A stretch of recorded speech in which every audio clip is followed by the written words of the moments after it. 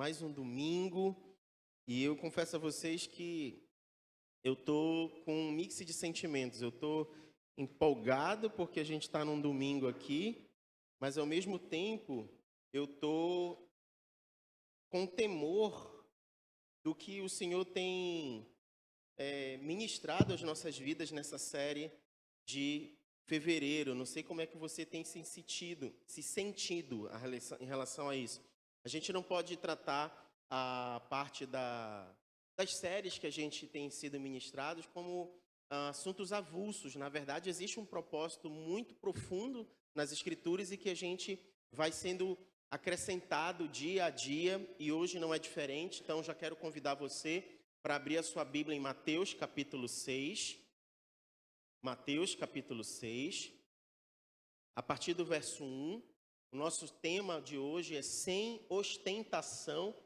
E quando a gente pensa em ostentação, a gente pensa logo na questão de mostrar alguma coisa, né?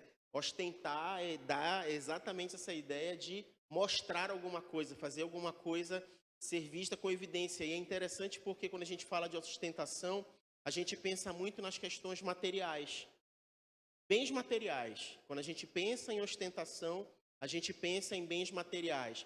E talvez você, lendo as Escrituras, a gente não vai encontrar literalmente essa palavra ostentação, mas a gente vai encontrar algo na vida de Jesus que é revelado, que é expressado como um ponto de atenção que nós precisamos ter em relação à nossa vida.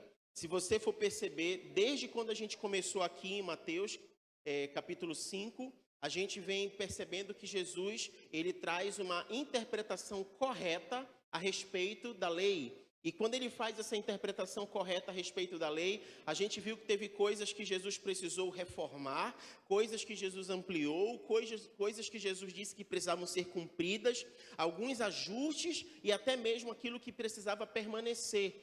Então, ele próprio, a sua própria vida foi o cumprimento da lei, e ele foi colocando as coisas em ordem. A gente viu isso em Mateus capítulo 5.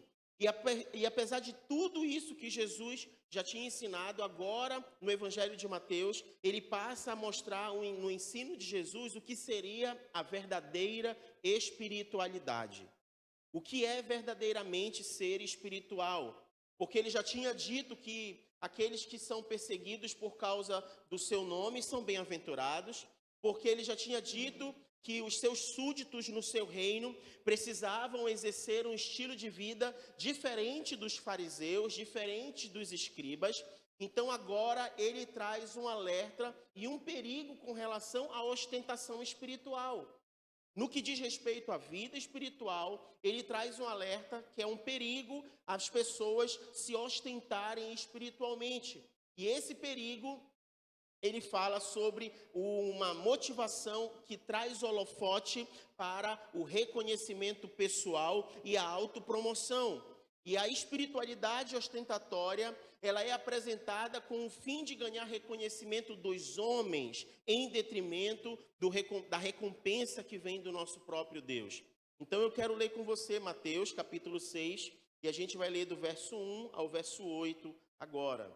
Diz o seguinte: guardai-vos de fazer a vossa caridade e obras de justiça diante dos homens, com o fim de serem vistos por eles. Caso contrário, não tereis qualquer recompensa do vosso Pai que está nos céus. Por esta razão, quando deres um donativo, não toques trombeta diante de ti, como fazem os hipócritas nas sinagogas e nas ruas, para serem glorificados pelos homens. Com toda certeza vos afirmo que eles já receberam o seu galardão. Tu, porém, quando deres uma esmola ou ajuda, não deixes tua mão esquerda saber o que faz a direita, para que a tua obra de caridade fique em secreto. E teu Pai, que vê em secreto, te recompensará. E quando orardes, não sejais como os hipócritas, que apreciam orar em pé nas sinagogas e nas esquinas das ruas, para serem admirados pelos outros. Com toda certeza vos afirmo que eles já receberam o seu galardão. Tu, porém, quando orardes, vai para teu quarto, e após ter fechado a porta, orarás a teu pai que está em secreto. E teu pai que vê em secreto te recompensará plenamente. E quando orardes, não useis de vãs repetições como fazem os pagãos, pois imaginam que devido ao seu muito falar serão ouvidos. Portanto, não vos assemelheis a eles, porque Deus, o vosso Pai, sabe de tudo o que tendes necessidade, antes mesmo que lhe peçais. E o que a gente vai começar a perceber aqui nesse texto? Jesus falando a respeito da prática da justiça, mas a maneira como isso precisa ser encarada na vida das pessoas. Quem deve receber a glória pela prática da justiça é Deus e não os homens. A justiça é praticada pelos homens através de uma ação da parte de Deus. E quando a gente exerce a justiça diante dos homens, de uma forma que o holofote vem para nós, é como se nós estivéssemos agindo embaixo de uma palavrinha chamada hipocrisia. E o que é a hipocrisia? A hipocrisia, ela é uma falsa impressão. É quando você demonstra algo que não representa a realidade. Ela vem de um original de uma palavra que estava relacionada a um ambiente de teatro, onde as pessoas usavam máscaras e elas se fingiam ser um personagem e elas demonstravam ser aquilo que de fato elas não são. E nesse caso, quando Jesus traz esse alerta para os seus discípulos e para os seus ouvintes, ele está falando que o papel desempenhado pelos cristãos, o papel desempenhado por aqueles que de fato defendem a fé no Senhor, que praticam a justiça, não pode ser uma prática onde os holofotes venham para si e eles se portem como aqueles que estão querendo ser reconhecidos pelos homens sobre aquilo que eles estão fazendo.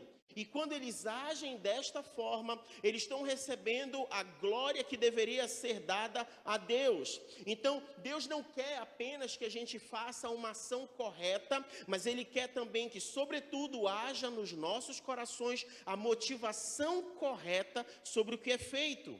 E agora, nesse texto que a gente acabou de ler, nós vamos ver Jesus falar sobre esta prática da justiça e sobre essa expressão de espiritualidade em 3 dimensões. A primeira dimensão em relação aos homens, e aqui a gente vai falar a respeito do exercício da misericórdia em relação aos necessitados. Mas a gente vai falar também em relação a Deus, que trata sobre uma vida de oração, e também em relação a si mesmo, que está ligado à prática do jejum. Mas perceba que em todos os 3 aspectos, tanto em relação aos homens, quanto em relação a Deus, quanto em relação a si mesmo, nós vamos ver uma palavra em comum, que é fazer isto em secreto. É fazer isto sem que os olhos dos homens venham a reconhecer aquela atitude que está sendo feita. E olha que coisa interessante. Nós vamos entrar no primeiro ponto, que é em relação à espiritualidade para com os homens. As 3 principais obrigações que um judeu precisava ter, um judeu piedoso precisava ter, era dar esmolas, fazer jejum e orar. Eram as 3 principais características que demonstravam a piedade de um judeu. E Jesus começa esta orientação a falar a respeito desses 3 aspectos. Ele começa a falar a respeito das esmolas, ele fala a respeito de orar e ele fala a respeito do jejuar. Mesmo as coisas mais sagradas, elas podem ser corrompidas se as motivações forem erradas. A misericórdia, ela é uma expressão legítima. Todos nós precisamos agir dessa forma como uma atitude de espiritualidade cristã. Mas se ela for feita com a motivação errada, ela pode estar expressando uma maneira errada que não agrada a Deus sobre o que faz. Quem ama a Deus prova isso amando ao próximo. Amarás a Deus sobre todas as coisas e o teu próximo como a ti mesmo.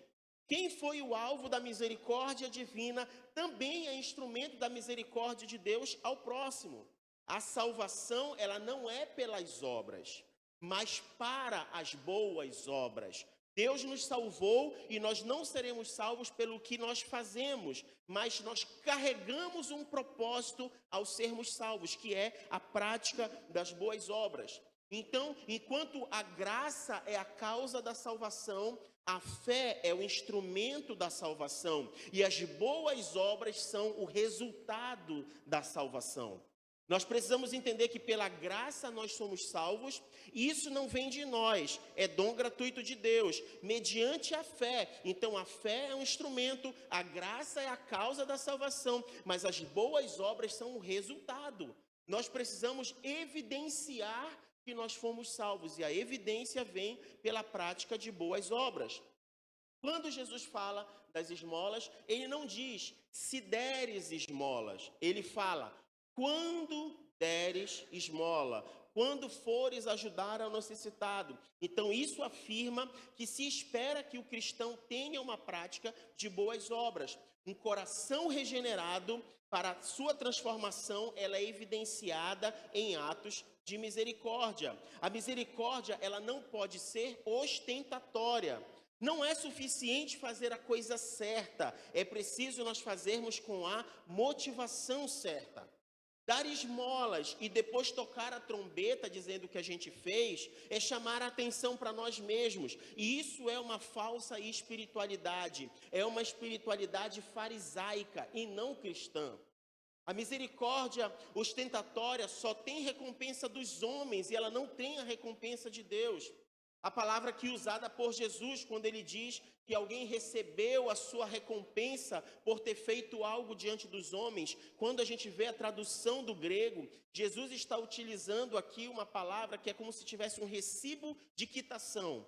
É como se ele estivesse dizendo que diante de uma transação comercial, um pagamento foi cumprido, e esse pagamento gera um recibo de quitação. E a expressão usada por Jesus é exatamente essa. Se você faz algo com uma mão em que a outra está vendo, ou seja, se você faz as coisas para as pessoas verem, significa dizer que a recompensa, o recibo de quitação, aquilo que precisava ser dado como reconhecimento daquele gesto, já foi feito e a glória foi usurpada da parte de Deus. O cristão dá para o necessitado, para que o necessitado seja suprido e Deus seja glorificado. Aquilo que é feito ao próximo em secreto, longe dos holofotes, recebe de Deus, que vem em secreto e recompensa verdadeiramente em secreto. É por isso que a Bíblia diz, faça com uma mão, de forma que a outra não tome conhecimento. E isso nos remete a sondar o nosso coração. Por que que nós, por vezes, ou as pessoas, por vezes, elas tentam receber o elogio ou o reconhecimento do que elas estão fazendo? É uma forma de massagear o próprio ego e de se sentirem valorizadas ou importantes. E Jesus diz aqui que a palavra-chave é ter a motivação correta, é fazer em secreto. E aí a gente passa para o ponto 2. O ponto 2 sobre a verdadeira espiritualidade em relação a Deus. E aqui, quando a gente fala em relação a Deus, Jesus está trazendo a atenção para o segundo ponto, que não são apenas os donativos, mas sobre a questão de orar. E um cristão, ele é alguém que ora. Jesus também não diz se orardes, mas quando orardes. Então você começa a perceber que as palavras usadas por Jesus, elas não são condicionantes, como se você tivesse a opção de praticar aquilo ou não praticar. Como se você pudesse ter a escolha de dar esmolas e não dar esmolas, de orar ou de não orar. Você percebe que Jesus é claro e direto em dizer, quando você fizer estas coisas, ou seja, estas práticas, elas precisam estar evidentes nas nossas vidas. E não há cristianismo verdadeiro sem oração. Oração a gente aprendia de uma forma bem simples. Eu me lembro quando eu estava na escola dominical, na época que eu era de outra igreja, na escola dominical, quando a gente aprendia com as professorinhas lá na salinha das crianças, e elas diziam assim, falar com Deus é orar. Orar é falar com Deus. Cantava até a musiquinha que o telefone do céu é a oração. Nem sei se ainda canta essa musiquinha, mas o telefone do céu é a oração. E o interessante é que quando Jesus fala a respeito da oração, a gente começa a entender que no propósito da oração, a gente começa a se relacionar não apenas com o Deus Criador, não apenas com o Deus Todo-Poderoso, não apenas com aquele que tem toda a honra, toda a glória e todo o poder, mas nós começamos a nos relacionar com o Deus no qual podemos chamar Abba Pai. Jesus, naquele momento, estava inaugurando para os judeus que nasciam recebendo todas as instruções da lei e conheciam falar de Yahvé, o Deus Todo-Poderoso, o Deus de Abraão, o Deus de Isaac, o Deus de Jacó, o Criador de tudo. E eles cresciam ouvindo falar sobre esse Deus que era santo, e eles começaram a falar sobre o Deus que fez aliança com os seus antepassados, e agora Jesus inaugura uma nova fase de relacionamento, apresentando para esses mesmos judeus que esse Deus, ele era Pai. E logo depois, nesse processo, ele ensina então a oração do Pai Nosso, a tão conhecida oração do Pai Nosso. E pela primeira vez os judeus escutariam que eles poderiam falar com Deus se relacionando como Pai. E quando eles usam essa expressão, e quando Jesus reafirma essa expressão, Pai Nosso, ele está querendo dizer que esse Deus não estava tão distante como eles imaginavam. E a relação com esse Deus não se daria de uma forma impessoal, mas de uma forma pessoal. Pai Nosso. Um cristão não ora para chamar a atenção para si. Um cristão não é um ator num palco, mas ele é um pecador quebrantado, longe dos holofotes. No versículo 6 de Mateus, o quarto mencionado por Jesus, ele era exatamente a área dentro dos cômodos da casa que se guardava mantimentos. E ele era o único ambiente da casa que podia ser reservado, porque ele não possuía janelas. E era a única parte da casa que tinha porta. Então, quando Jesus diz a si mesmo, quando fores orar, você entra no teu quarto, fecha a porta e ore a Deus em secreto. E eu sei que a imagem que a gente tem na cabeça é do nosso quarto, que a gente pode entrar no nosso quarto e fechar a porta. Mas naquela época não era assim. Os cômodos da casa não tinham essa privacidade. E o único lugar que tinha privacidade na casa era a despensa, onde eram guardados os mantimentos, porque era coisa preciosa, que inclusive valia dinheiro e era usado nas negociações entre as pessoas no comércio. Então você imagina que o lugar mais precioso da casa era a despensa chamada de quarto. E Jesus diz então que para aqueles judeus, para eles entenderem o que significava buscar ao Senhor em secreto, eles iam entrar num quarto escuro que não tinha janela, que só tinha porta, e eles iam se ajoelhar ali dentro, eles estariam ali dentro, longe dos holofotes das pessoas, longe da claridade onde os olhos humanos poderiam enxergar, para que eles percebam que naquele local em secreto, eles estariam se relacionando com um Deus que vê em secreto. E ele começa a dizer que um cristão, então, não deveria orar como os pagãos costumavam a orar. E essa questão dos pagãos que costumavam a orar de uma forma diferente, inclusive nas esquinas, os fariseus orando nas esquinas, Jesus chama a atenção sobre esse tipo de prática. E eles mostra para os discípulos e mostra que o maior prazer na oração é conseguir estar diante dos olhos do Senhor, é se deleitar na presença do Senhor. É mais precioso estar na presença de Deus do que buscar as suas bênçãos. Quando Jesus faz isso, ele está demonstrando que tem mais valor e mais importância no relacionamento com o Senhor e nesse buscar em secreto. Até porque este Deus, este Senhor, sabe de tudo do que precisamos, antes mesmo que a gente venha pedir.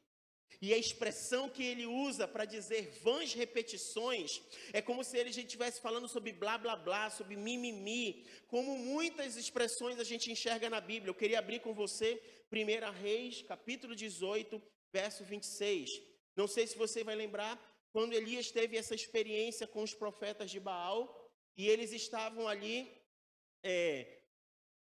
pedindo que houvesse água, que houvesse uma intervenção da parte de Deus.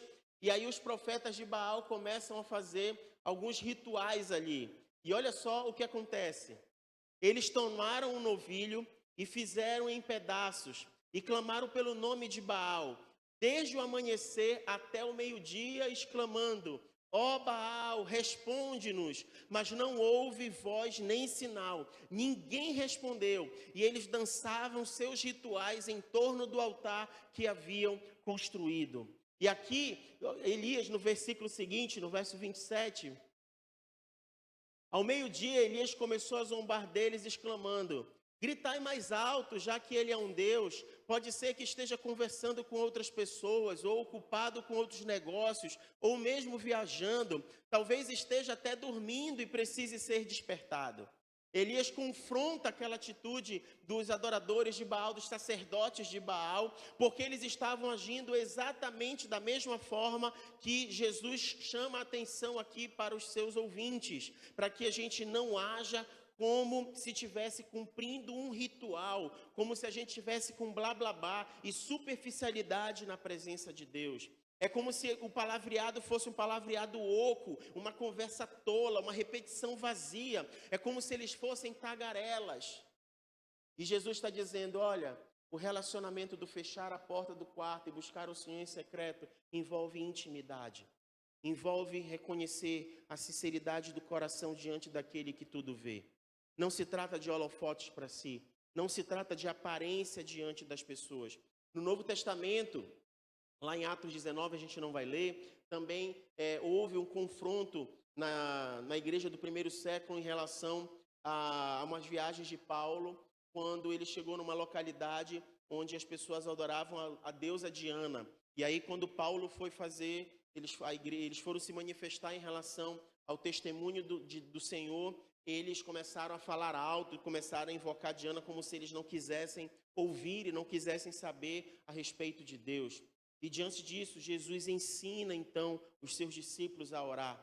E essa não é uma oração para ser repetida como uma fórmula, mas para nos ensinar princípios acerca de quem Deus é e de quem nós somos. Em todas as partes da oração, nós somos ensinados a dizer nós ou nosso. E devemos nos lembrar de todas as outras pessoas, tanto quanto nós nos lembramos de nós mesmos.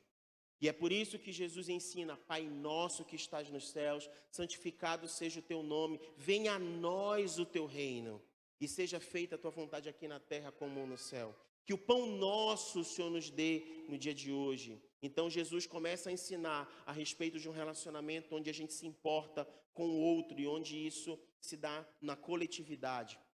Nós não vamos entrar hoje no aspecto da oração, mas a gente está abordando aquilo que Jesus falou em relação ao relacionamento do homem com Deus e a verdadeira espiritualidade.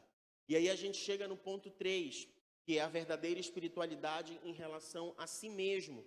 E aí eu quero convidar você a folhear um pouquinho a sua Bíblia, no capítulo 6 de Mateus, e ir comigo até o verso 16, que a gente ainda não leu.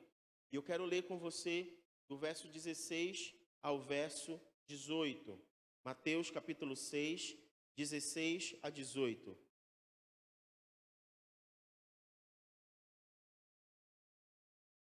Jesus entra no terceiro aspecto da espiritualidade que um judeu deveria praticar.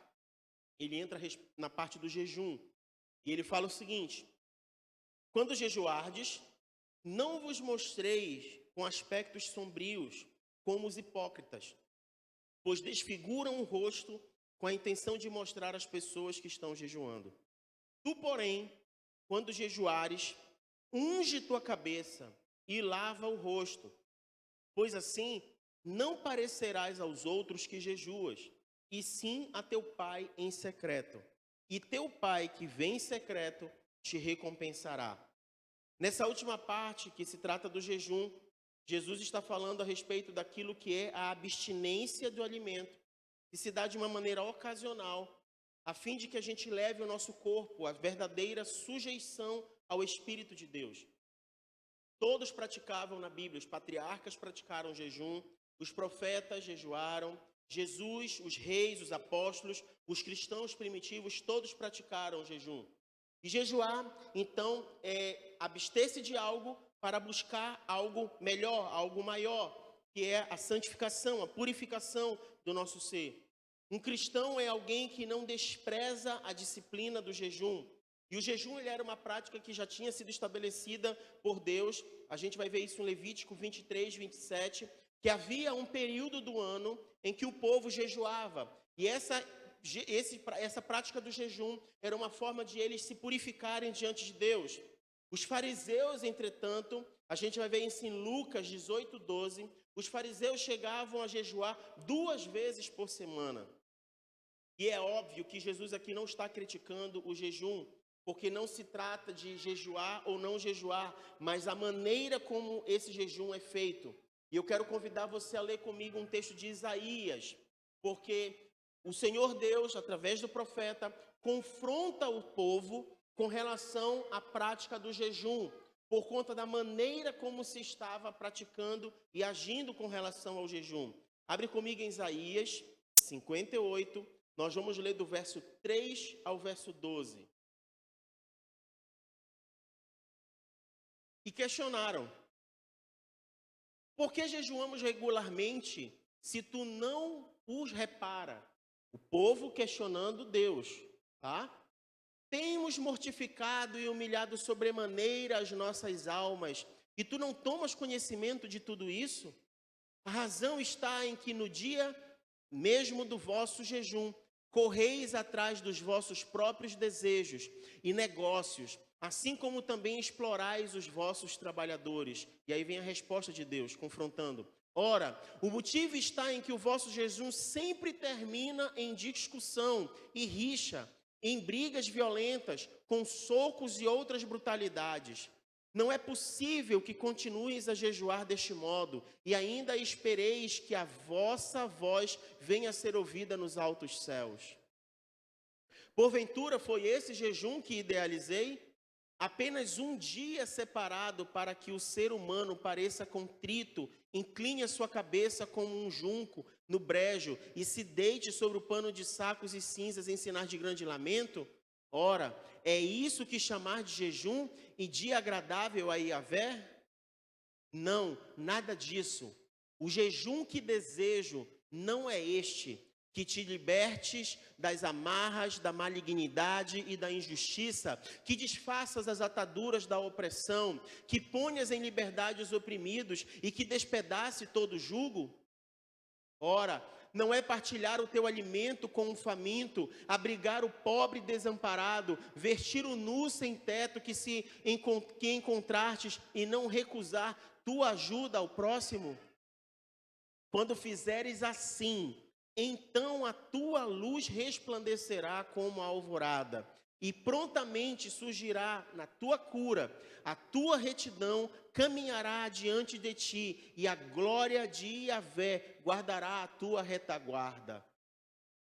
Assim clamarás a Yahvé, e ele te atenderá, gritarás por socorro, e o Eterno te responderá. Eis-me aqui, mas isso, se afastares do meio de ti o jugo opressor, a língua e os gestos acusadores e a falsidade do falar.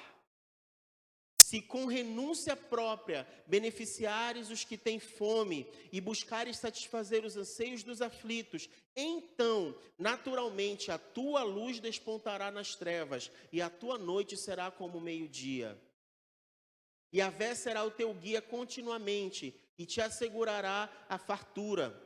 Mesmo em terra árida, ele revigorará os teus ossos, e tu serás como um jardim regado, como uma fonte generosa e borbulhante, cujas águas nunca se esgotam. Seu povo reconstruirá as velhas ruínas e restaurará os alicerces antigos. Serás chamado reparador de muros, restaurador de caminhos e moradias. Olha como é forte isso. Deus instituiu o jejum. O povo jejuava uma vez por ano e questionava a Deus por conta do jejum, como se Deus não escutasse a voz e o clamor do povo em consagração. E aí, Deus já falava no Antigo Testamento, na Antiga Aliança, Deus já estava confrontando um povo, tão quanto Jesus confrontou aqui em Mateus, dizendo: o que adianta você estar praticando um ritual se a tua vida está gritando um comportamento que eu reprovo? O que adianta você dizer que está se purificando e jogar cinzas sobre a tua cabeça e te vestir de pano de saco como se você estivesse se humilhando, se o teu comportamento com o teu irmão é um comportamento orgulhoso, é um comportamento de briga, de rincha? O que adianta a arrogância do teu coração? O que adianta se esse dia, que é um dia de tu olhares para dentro de ti e te consagrares e buscares mudar o que está aqui dentro, como se tu precisasses dar uma sacolejada, um chacoalhão em ti, O que adianta se isso está virando apenas um ritual e não há transformação nenhuma na tua vida? Se na prática, nos outros dias, não demonstram que o teu coração de fato teme ao Senhor. E aí Deus começa a dizer, então, qual é o verdadeiro jejum? Que tu te apartes do mal, que tu ajude o necessitado, que não tenha falta no teu meio. Aí sim, quando começares a agires dessa forma, você vai perceber a boa mão do Senhor te protegendo, a boa mão e o cuidado do Senhor te sustentando. Aí sim você vai perceber que é como se uma luz brotasse dentro do teu coração e dentro do teu peito. Aí sim tu vais começar a receber cura na tua vida. E Deus chega a falar sobre cura na alma, quando isso é feito. Não está ligado, gente, a uma simples prática de eu faço uma coisa e eu ganho outra. A gente já aprendeu sobre isso na série de janeiro, quando a gente falou a respeito de finanças. Deus não trabalha com esses rituais sem propósito. As pessoas acham que é como se fosse uma receita de bolo. Deus não é assim. Aqui ele está estabelecendo um princípio. Qual é o princípio? Da transparência, da sinceridade, da intenção correta, das motivações corretas. Muitas pessoas estão fazendo o que Deus aprova da maneira que Deus não aprova. E o resultado disso é desaprovação da parte de Deus. E quem é esse Jesus que fala essas coisas? Que traz holofotes a essas reais motivações? Quem é esse Jesus que está falando do secreto? Lembre que nós estamos em Mateus capítulo 6, mas se você voltar um pouquinho a sua Bíblia, em Mateus capítulo 3 e Mateus capítulo 4, você vai encontrar algo acontecendo com Jesus que nós podemos apresentar nesse momento e aproveitar nessa história. Sabe o que aconteceu? Jesus foi batizado em Mateus capítulo 3.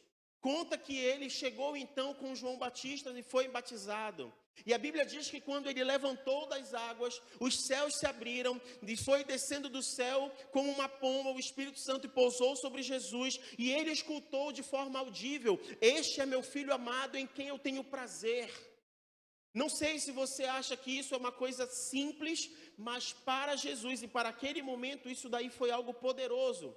Jesus como quem nasceu de forma humana e natural, Jesus que cresceu e precisou lidar com todos os rituais e toda a cultura judaica, Jesus ouviu a respeito do envio do Messias.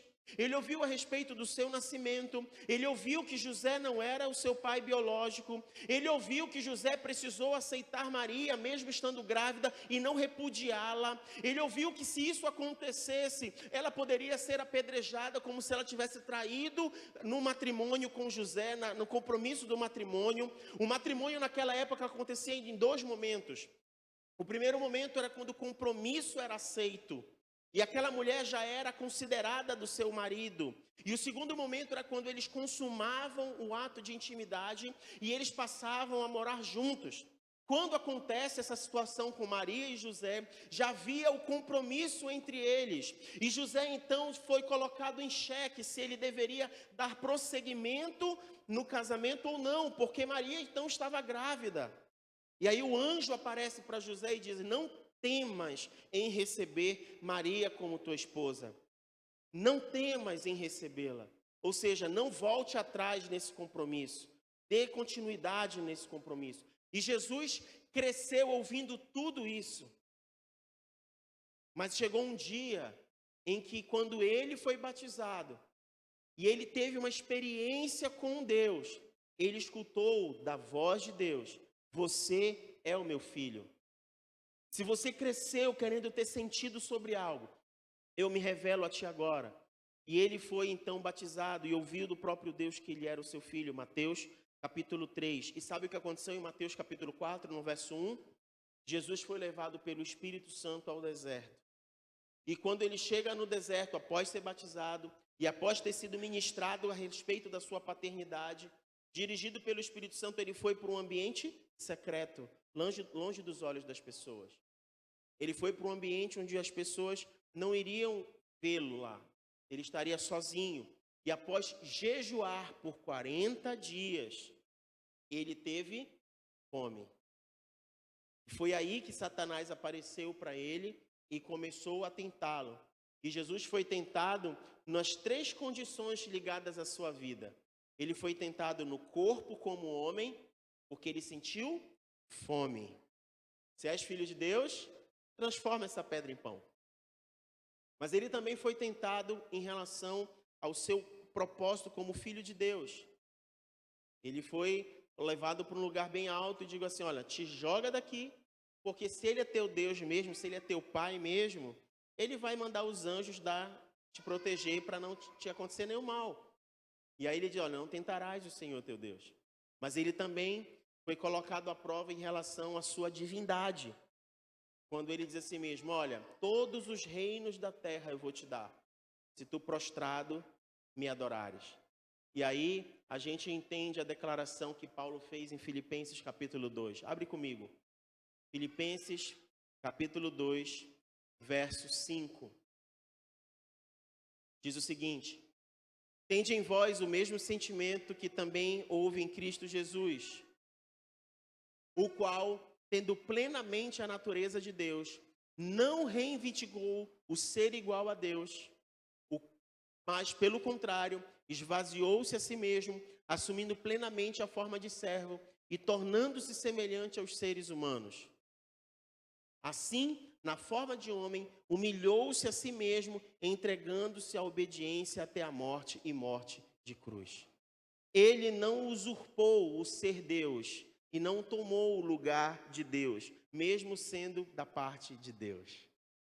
Então, quem era esse Jesus que confrontou os discípulos? Quem é esse Jesus que confrontou os fariseus? Quem é esse Jesus que se posicionou a respeito disso?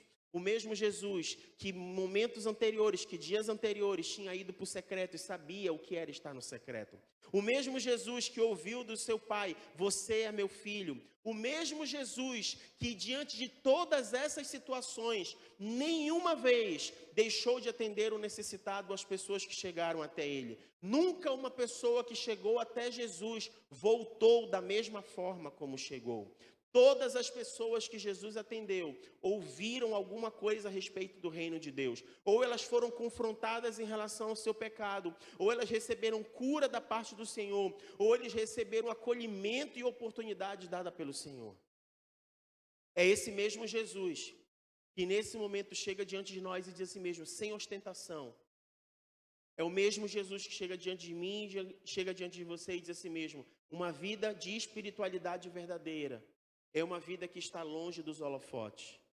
Uma vida de espiritualidade verdadeira é uma vida de piedade que envolve oração, que envolve jejum e que envolve boas obras. E essas três ações, elas não são feitas para que os homens te reconheçam como alguém espiritual. Essas três ações, elas são feitas para que o Pai seja glorificado e o Filho seja manifestado através da tua vida. As três piedades verdadeiras da espiritualidade: boas obras, oração e jejum. Eram as três práticas que os judeus piedosos praticavam e que Jesus confronta nesse texto de hoje. Eu não sei como é que está a sua prática de boas obras, eu não sei como é que está a sua prática de oração e eu não sei como é que está a sua prática de jejum. O que eu posso dizer para você é que, como igreja, todo primeiro domingo do mês, a gente costuma trazer donativos aqui para a igreja. E através desses donativos a gente faz chegar a famílias que precisam. Então, domingo que vem é domingo de ceia. E eu quero então incentivar você a trazer alimentos não perecíveis, de forma que a gente possa fazer chegar àqueles que precisam. E isso não precisa ser divulgado, a gente só precisa estar entendendo que esta prática faz parte de uma ordenança do nosso Deus, feita da maneira correta. E eu quero dizer para você outra coisa, desde o primeiro mês de janeiro, a gente está com uma prática de entregar para o Senhor a primícia do nosso mês. Então, dia 1º, sexta-feira, começa o mês de março, não é isso? Mês de março. E a gente vai entregar para o Senhor a primícia do mês de março, que são os 7 primeiros dias em jejum e consagração. Então, eu já queria que você marcasse na sua agenda que sexta-feira começa o nosso jejum como igreja. E ele vai do dia 1 ao dia 7. A gente vai entregar a primícia do mês de março para o Senhor, que é a consagração das nossas vidas ao Senhor. Que esse tempo seja um tempo onde a gente sacrifica o nosso corpo, mas não para continuar tendo as mesmas práticas como a gente viu em Isaías. mas que a gente sacrifique o nosso corpo no intuito de disciplinar quem nós somos e a gente possa buscar ouvir mais a voz de Deus. E o terceiro ponto que eu quero dizer para você é que nós não podemos ser considerados cristãos e se nós não praticamos a oração. Eu não sei como é que está a sua vida de oração, eu não sei como é que está o seu tempo de oração, mas não tem como nós termos uma vida com Deus sem falar com Deus. E a Bíblia fala sobre buscar a Deus em secreto. Deixa eu falar para você. Crie a rotina de oração. Separe um tempo no seu dia para orar. Separe um tempo para conversar com Deus. Às vezes, a gente precisa simplesmente estar na presença dEle para ouvir a sua voz. A gente precisa, às vezes, estar na presença dEle para escutar o que Ele tem a dizer. E não apenas listar tudo aquilo que a gente quer e tem para dizer. Eu estava conversando agora lá atrás com o Levi, e ele falou uma coisa muito interessante. Ele falou que ele admirou a coragem e a ousadia de Moisés quando ele falou com Deus e disse assim: Deus, se não for para dar continuidade aí com a situação desse povo, risca meu nome no livro da vida. E você pode imaginar assim, que ousadia de Moisés fazer isso diante de Deus, sabe? Por que Deus não fez nada com Moisés quando ele falou isso? Moisés estava se colocando na brecha em relação ao povo. Moisés, ele estava agindo assim como Jesus agiu comigo e com você quando ele se colocou na cruz. E Deus, sabendo de todas as coisas, Ele olha para o nosso coração e Ele sabe que a gente precisa, às vezes, colocar para fora algumas coisas. Deus não vai nos julgar quando no local secreto a gente revelar verdadeiramente aquilo que está dentro do nosso coração. Às vezes a gente tenta se colocar diante de Deus como se Ele não sondasse o coração. E a gente tenta tratar Deus e falar com Deus como se Ele não soubesse o que passa pelos nossos pensamentos. A gente precisa gerar com Deus um relacionamento mais honesto, porque Ele é honesto com a gente. A verdade de quem Deus é está revelada quando Ele se manifesta nas nossas vidas. A gente não pode chegar diante de Deus de uma maneira hipócrita e de uma maneira vazia. Ele já sabe o que está ali dentro. Jesus já sabia que Judas ia traí-lo e mesmo assim o chamou de amigo e o trouxe para a mesa. A gente não viu Jesus agindo de forma indiferente sobre essas coisas. O que eu e você precisamos experimentar é o verdadeiro caráter de Deus nesse ambiente secreto, onde Ele se revela por meio da oração e através da sua palavra. E às vezes a gente não sabe, e em vez de aprender a respeito de Deus, quando Ele se revela nesse ambiente, a gente acaba criando uma imagem de Deus a partir daquelas expectativas que nós queremos. Eu quero que Deus seja provedor, então eu só conheço Deus provedor. Eu quero que Deus seja cura, então eu só conheço Deus cura. Eu quero Deus que não me deixa sozinho, então eu só quero Deus companhia. E a gente esquece que Deus é um só e que Deus é maior do que a gente possa imaginar. Que Ele não é uma criação das nossas expectativas, Ele é o que Ele é o eu sou, e é este o eu sou que quer se revelar a cada um de nós. E a piedade de buscar a verdadeira espiritualidade está nisso, de buscá-lo em secreto e adorá-lo em secreto e viver uma vida do secreto e deixar que Ele se revele no secreto e deixar que Ele nos recompense no secreto. Você pode curvar sua cabeça, você não precisa se colocar de pé. Só curve a sua cabeça agora.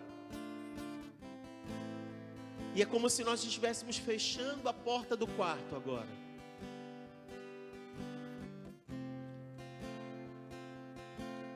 Que eu não precise falar as coisas aqui, eu vou dar um tempinho. E é como se você estivesse fechando a porta do teu quarto e em secreto estivesse falando com o Senhor.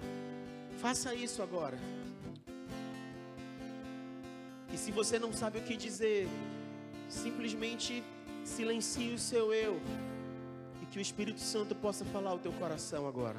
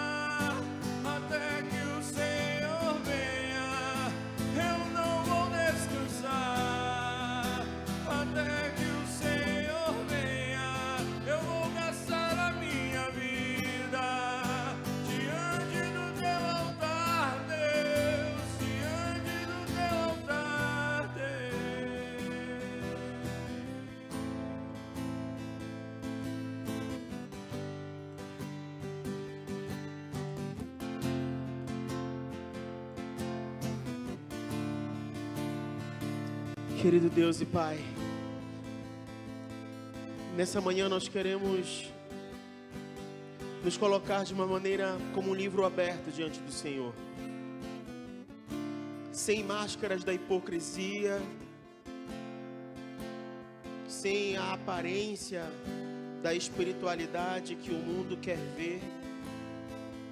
Nós queremos nos colocar diante do Senhor nesta manhã, pedindo que o Senhor comece a colocar em ordem as coisas dentro da nossa vida, Senhor.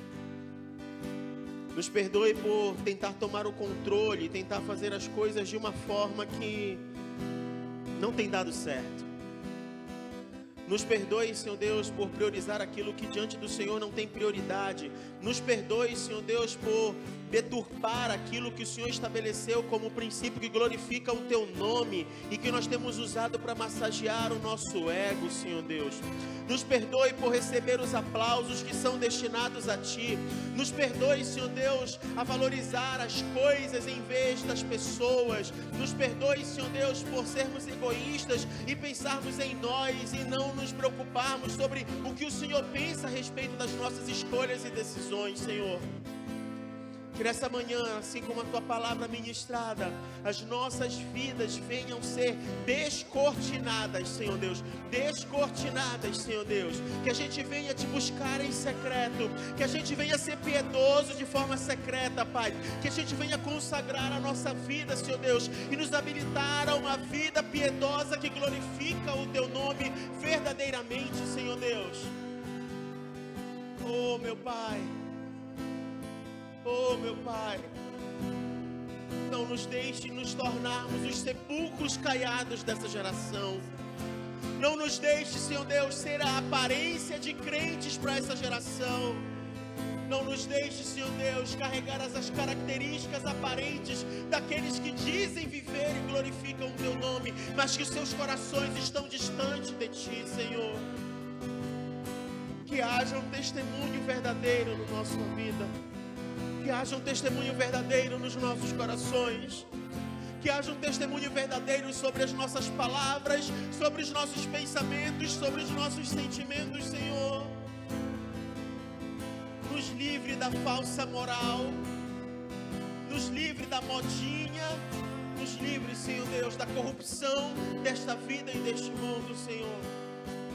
Mas como diz a Tua palavra, que o Senhor levante no nosso meio aqueles que são sal e luz, aqueles que são sal e luz, aqueles que são dirigidos pela Tua palavra, aqueles que guardam a Tua palavra no seu coração para não pecarem contra Ti.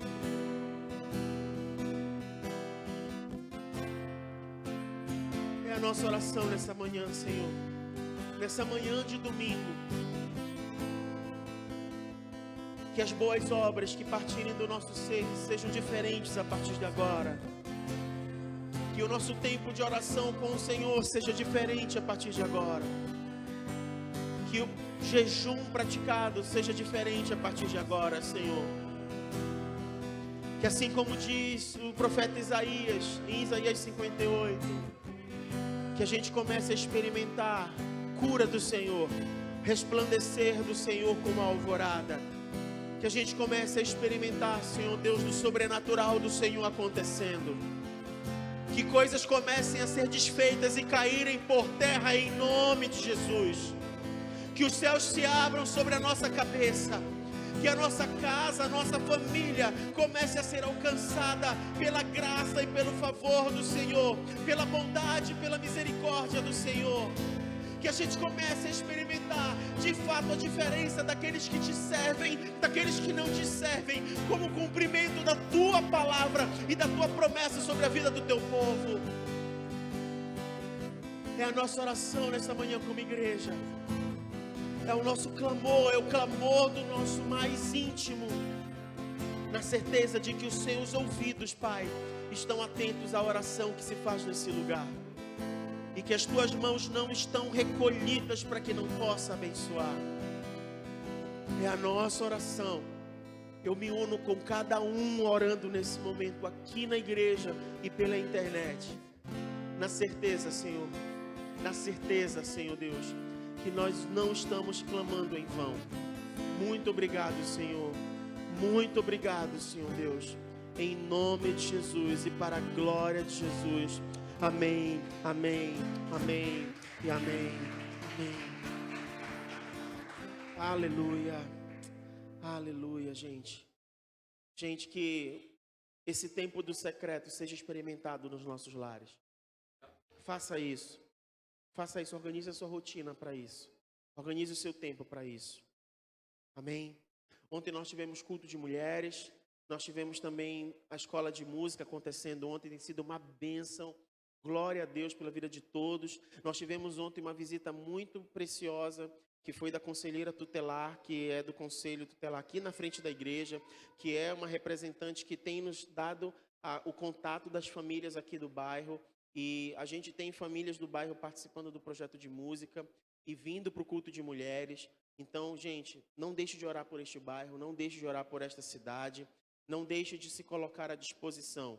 E como igreja, a gente tem cumprido o nosso papel, que é dar ferramentas para que cada um de nós possamos continuar nessa caminhada de glória em glória. Então, terça-feira, 19h30, é o nosso estudo bíblico.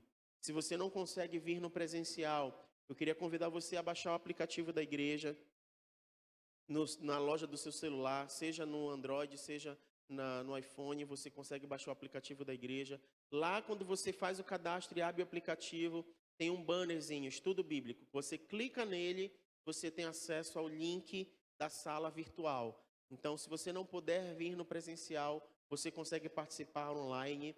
Mas eu vou dizer para você, não deixe de vir no presencial. Tem sido muito bom e a gente tem tido um tempo precioso. E todo dia, esse mesmo aplicativo, ele libera um devocional. E você consegue fazer o seu devocional. Você que tem dificuldade de, como eu faço um devocional, como eu tiro meu tempo a sós com Deus?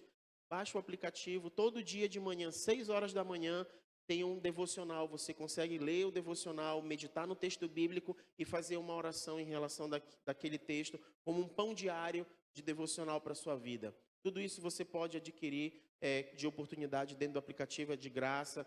Baixe, faça esse exercício e esteja conosco aqui, crescendo e caminhando como igreja. Amém?